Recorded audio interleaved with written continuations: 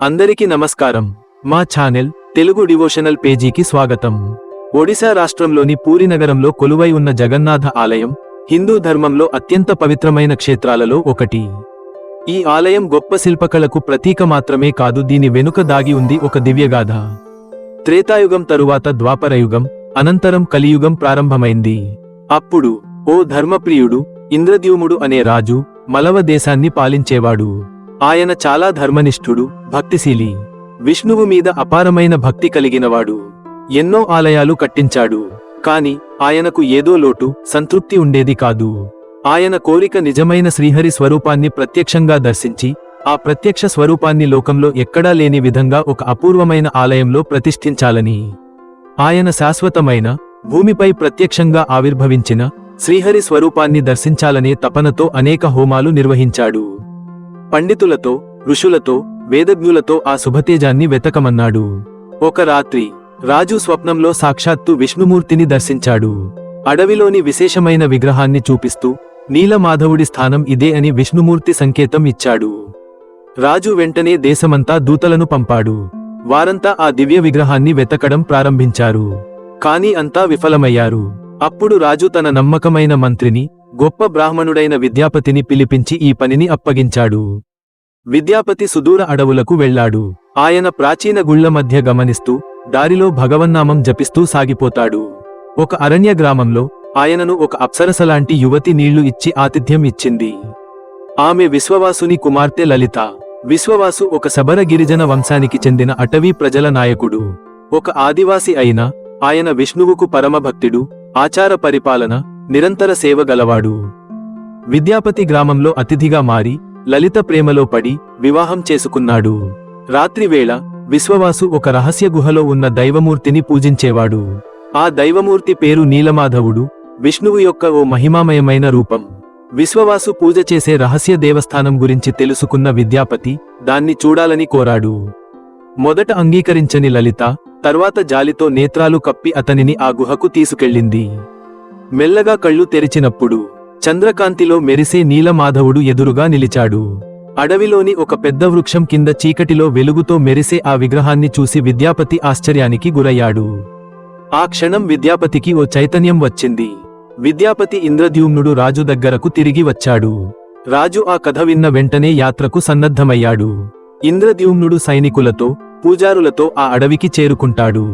కాని అప్పటికే నీలమాధవుడు మాయమవుతాడు. గుహ ఖాళీగా ఉంటుంది. అప్పుడు ఒక ఆకాశధ్వని, ఓ రాజా, నీ భక్తికి నేను మెచ్చాను. ఇప్పుడు నేను దారుబ్రహ్మ రూపంలో తిరిగి అవతరిస్తాను. సముద్ర తీరానికి పోయి వేచి ఉండు అని వినిపించింది. రాజు సముద్ర తీరాన నీలాచల కొండపై ఉపవాసం చేస్తూ వేదపారాయణతో కాలాన్ని గడిపాడు. ఆయన భక్తికి భగవంతుడు స్పందించాల్సిందే. ఒక రాత్రి స్వప్నంలో విష్ణుమూర్తి కనిపించి సముద్రంలో తేలుతూ వచ్చే ఒక దివ్య కట్టెను చూపించాడు. అదే దారుబ్రహ్మ. ఆ తరువాత ఆ దివ్య కట్టె చక్ర, శంఖ గుర్తులతో సముద్రతీరానికి వచ్చి తాకింది. ప్రజలు పాదాభివందనాలు చేశారు. పలువురు ఎన్ని ప్రయత్నాలు చేసినా ఆ కట్టె కదలలేదు.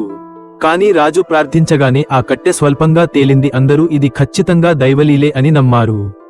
ఆ సమయంలో ఒక వృద్ధుడు తపోవనుడిలా కనిపిస్తూ అక్కడకు వచ్చాడు. ఆయన చెప్పాడు, ఇది పవిత్రమైన దారుబ్రహ్మ. దీనితో నేను విగ్రహాలను చెక్కగలను. కాని ఒక నిబంధన ఉంది. నేను విగ్రహాలను చెక్కే 21 రోజుల పాటు ఎవరు తలుపు తీయరాదు, ఎవ్వరూ అంతరాయం కలిగించరాదు. అందరూ అంగీకరించారు.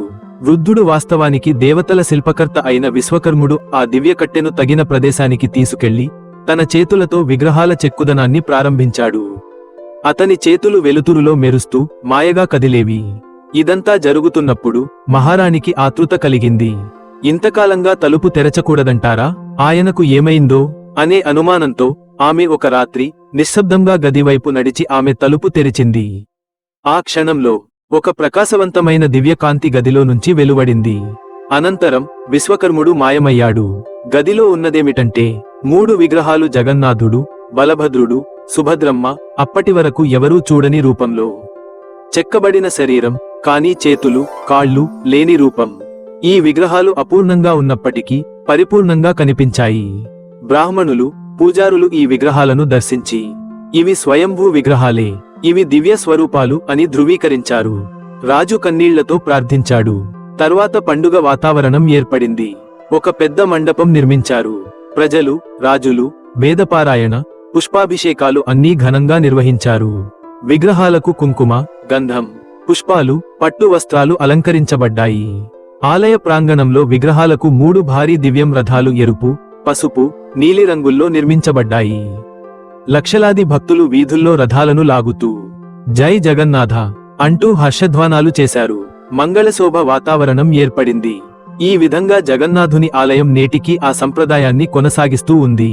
ఇలా ఆదికాలంలో ప్రారంభమైన జగన్నాథుని ఆలయం అదే భక్తి సంప్రదాయాన్ని నేటికీ అనంతంగా కొనసాగిస్తోంది. పురాణ కథనాల ప్రకారం జగన్నాథుని మూల విగ్రహంలో శ్రీకృష్ణుని హృదయం నిత్యంగా ఉన్నదనే విశ్వాసం ఉంది. ఈ హృదయం అంటే ఒక భౌతిక భాగం కాదు, అది బ్రహ్మ పదార్థం అని పిలవబడే దివ్యశక్తి. ఇది శ్రీకృష్ణుడు విడిచిన అతని సనాతన ఆత్మస్వరూపం. కృష్ణుడు బోయవాడు వేసిన బాణంతో గాయపడి పరమధామానికి చేరిన తర్వాత పాండవులు ఆయన శరీరాన్ని దహించాలనుకున్నారు. కాని అది సాధ్యపడలేదు, ఎందుకంటే ఆయన దివ్యశరీరం లోకాలకు అతీతంగా మారిపోయింది. ఆయన హృదయం అగ్నికి లొంగలేదు, అది వెలుగుతూనే ఉండిపోయింది. దీంతో ఆ దివ్య హృదయాన్ని సముద్రంలో ప్రవేశపెట్టారు. సంవత్సరాల తరువాత అదే హృదయం బ్రహ్మ పదార్థం దారుబ్రహ్మ రూపంగా తిరిగి ప్రత్యక్షమై జగన్నాథుని విగ్రహంలో స్థానం పొందింది. ఇప్పటికీ ఆ హృదయం గోప్యంగా విగ్రహంలో ఉంది. ప్రతి నబకళేబర సమయంలో పాత విగ్రహాల నుండి కొత్త విగ్రహాలలోకి ఆ ప్రాణ పదార్థం రహస్యంగా మారుస్తారు. అది చంద్రకాంతిలో మౌనంగా, నిశ్శబ్దంగా జరుగుతుంది. రహస్య కార్యక్రమం నబకలేబరం. ఈ ఘట్టం ఎప్పటికీ ఒక దివ్య రహస్యమే. ఈ విధంగా జగన్నాథుని ఆలయం ఆ రహస్యాన్ని దాచుకుని ఉంది. కానీ నమ్మకం మాత్రం మారలేదు. ఆ దేవుడు ఇక్కడే ఉన్నాడు. ఈ గాథ శాశ్వతం. మీకు ఈ దివ్య గాథ నచ్చిందా? మరిన్ని హిందూ ధార్మిక గాథలు, దేవాలయ చరిత్రలు తెలుసుకోవాలంటే వెంటనే లైక్ చేయండి, షేర్ చేయండి మరియు మా ఛానల్ కి సబ్స్క్రైబ్ చేయండి. జై జగన్నాథ.